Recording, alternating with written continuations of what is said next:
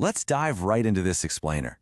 Have you ever seen a medical headline so absolutely incredible that you immediately wanted to believe it? Well, today, we're going to investigate how a seemingly miraculous medical finding might just be a highly sophisticated statistical illusion.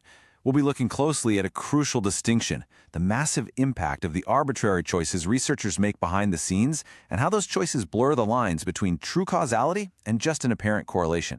Take a hazard ratio of 0.30. This specific number comes from a highly publicized 2018 study by Chung et al., published in Gastroenterology. And to put that into plain English, this number translates to a massive 70% reduction in stomach cancer risk for patients who took aspirin after having the H. pylori bacteria eradicated from their stomachs. 70%! I mean, in the medical world, a number like that is an absolute showstopper. It immediately begs the question, right? Is aspirin really a miracle drug for preventing stomach cancer? And this brings us right to our core conflict. On one side, we have true causality.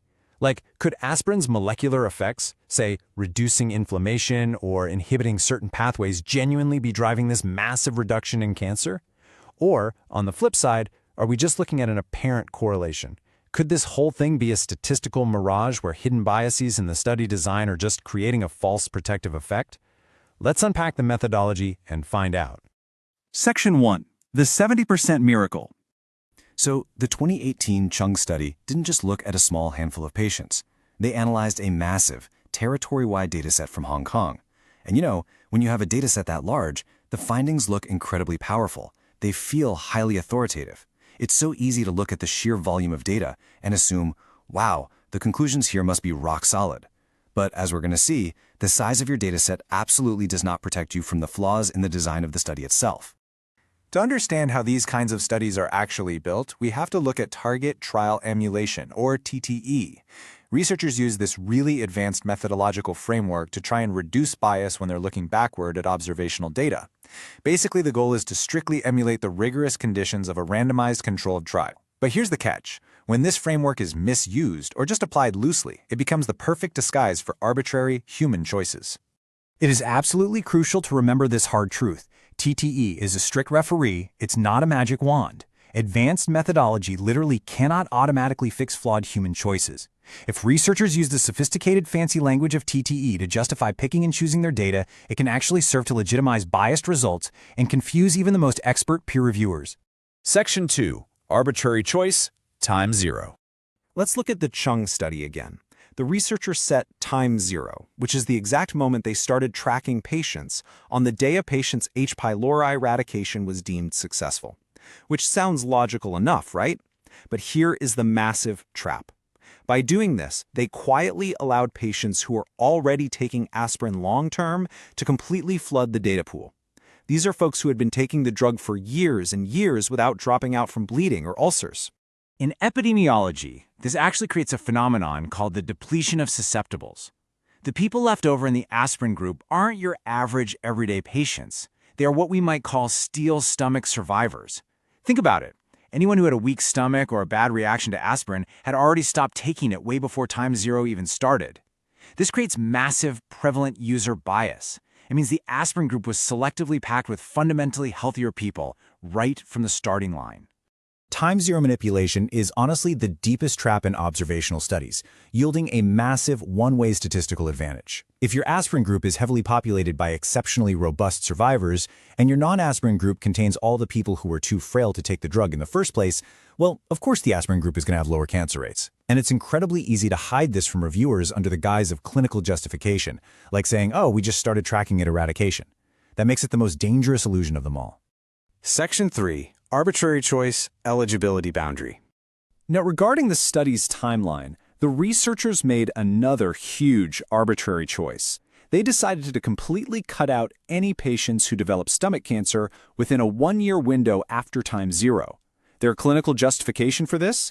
They claimed they were just removing reverse causality, basically trying to filter out people who might have already had undetected cancer before the study even began.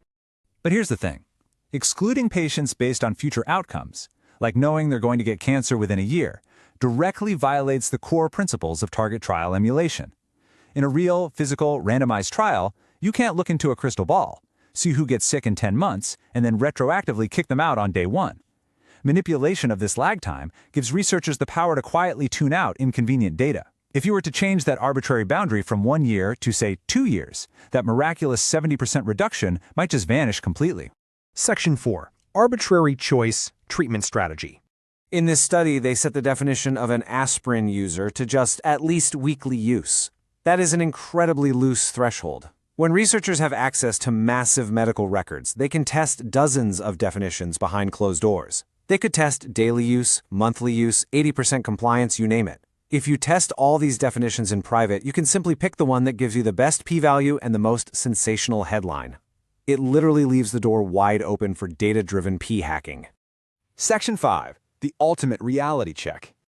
When we break down this researcher's toolkit for bias, a really fascinating pattern emerges. Adjusting the treatment strategy, like changing weekly to daily, is highly sensitive to the results, sure, but it's also the easiest for peer reviewers to catch. Eligibility lag times have a moderate to high impact and are somewhat easy to conceal. But setting time 0, that is the ultimate stealth weapon.